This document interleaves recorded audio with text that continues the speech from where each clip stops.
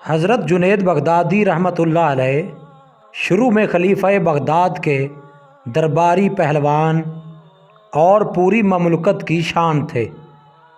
ایک دن دربار لگا ہوا تھا کہ چوبدار نے اطلاع دی کہ صحن کے دروازے پر صبح سے ایک لاغر اور نیم جان شخص برابر اصرار کر رہا ہے کہ میرا چیلنج جنید رحمۃ اللہ علیہ تک پہنچا دو، میں اس سے کشتی لڑنا چاہتا ہوں۔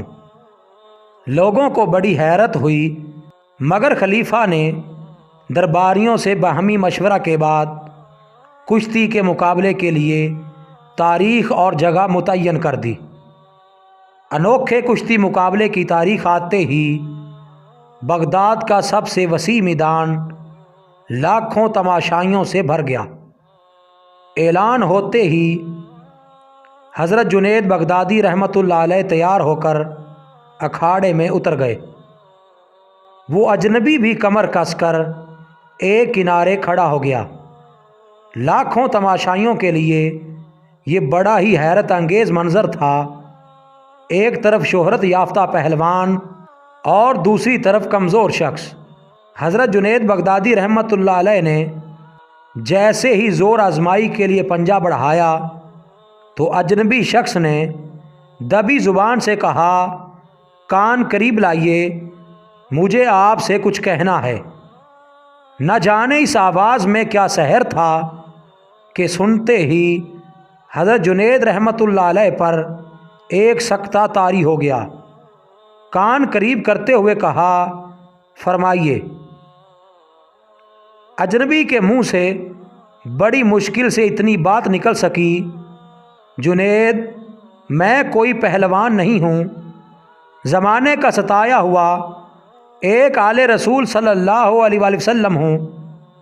حضرت سیدہ فاطمہ سلام اللہ علیہا کا ایک چھوٹا سا کنبہ کئی ہفتے سے جنگل میں پڑا ہوا فاقوں سے نیم جان ہے۔ چھوٹے چھوٹے بچے بھوک کی شدت سے بے حال ہو گئے ہیں۔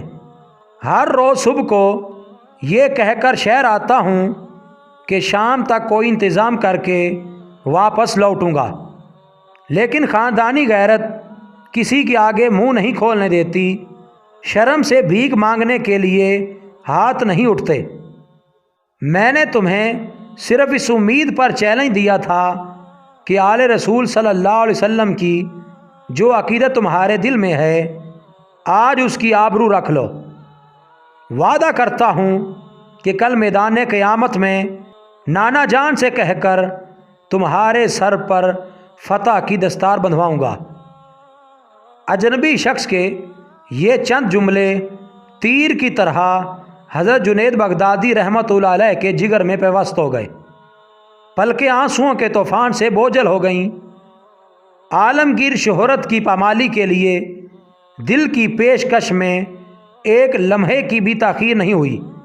بڑی مشکل سے حضرت جنید بغدادی رحمۃ اللہ علیہ نے جذبات کی طغیانی پر قابو پاتے ہوئے کہا، سرکار، میری عزت و ناموس کا اس سے بہترین مصرف اور کیا ہو سکتا ہے کہ اسے تمہارے قدموں کی اڑتی ہوئی خاک پر نثار کر دوں۔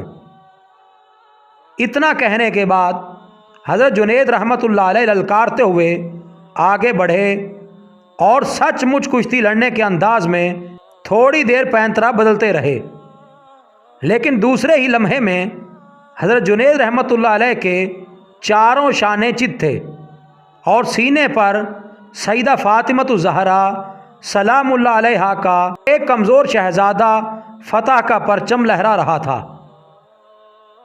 ایک لمحے کے لیے سارے مجمع پر سکتے کی سی کیفیت طاری ہو گئی۔ حیرت کا طلسم ٹوٹتے ہی مجمع نے کمزور سید کو کندھوں پر اٹھا لیا اور ہر طرف سے انعام و اکرام کی بارش ہو رہی تھی۔ رات ہونے سے پہلے پہلے ایک گمنام سید انعامات کا ذخیرہ لے کر جنگل میں اپنی پناہ گاہ کی طرف لوٹ چکا تھا۔ حضرت جنید بغدادی رحمۃ اللہ علیہ اکھاڑے میں چت لیٹے ہوئے تھے۔ اب کسی کو کوئی ہمدردی ان کی ذات سے نہیں رہ گئی تھی۔ آج کی شکست کی ذلتوں کا سرور ان کی روح پر ایک نشے کی طرح چھا گیا تھا۔ عشاء کی نماز سے فارغ ہونے کے بعد حضرت جنید بغدادی رحمۃ اللہ علیہ جب اپنے بستر پر لیٹے تو بار بار کان میں یہ الفاظ گونج رہے تھے: میں وعدہ کرتا ہوں کہ کل قیامت میں نانا جان سے کہہ کر تمہارے سر پر فتح کی دستار بندھواؤں گا۔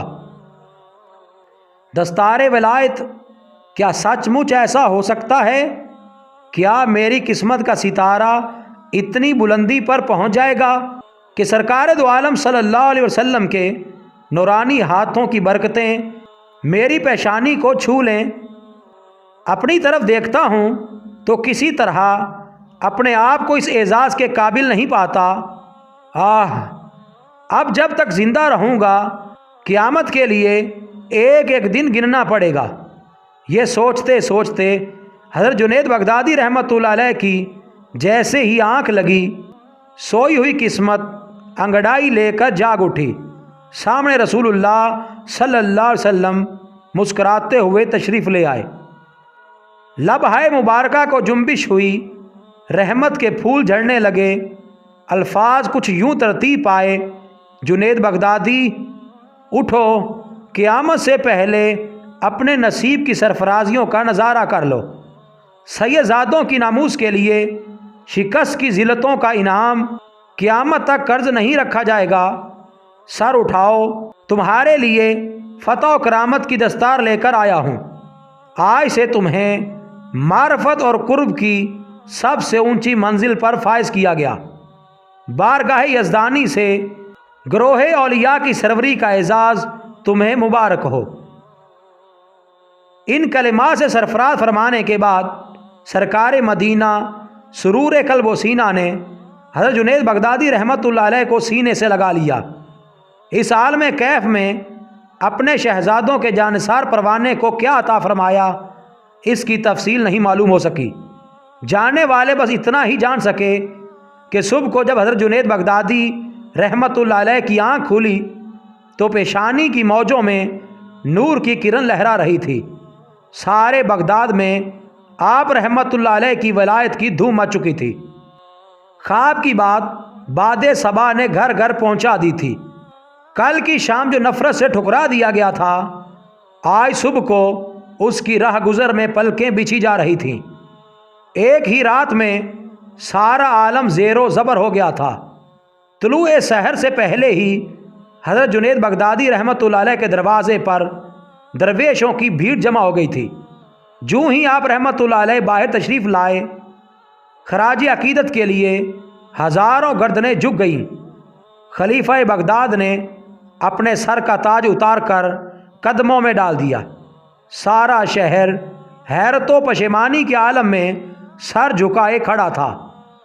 حضرت جنید بغدادی رحمۃ اللہ علیہ نے مسکراتے ہوئے ایک بار نظر اٹھائی اور سامنے موجود عاشقان رسول اللہ صلی اللہ علیہ وسلم کے ہیبت سے لرزتے ہوئے دلوں کو سکون بخش دیا۔ پاس ہی کسی گوشے سے آواز آئی: گروہ اولیاء کی سروری کا اعزاز مبارک ہو۔ منہ پھیر کر دیکھا تو وہی کمزور آل رسول صلی اللہ علیہ وسلم فرتے خوشی سے مسکرا رہا تھا۔ آل رسول صلی اللہ علیہ وسلم کے ادب کی برکت نے ایک پہلوان کو لمحوں میں آسمان ولایت کا چاند بنا دیا۔ مزید اچھی ویڈیوز کے لیے چینل کو سبسکرائب کریں اور بیل کے آئیکن کو لازمی پریس کریں۔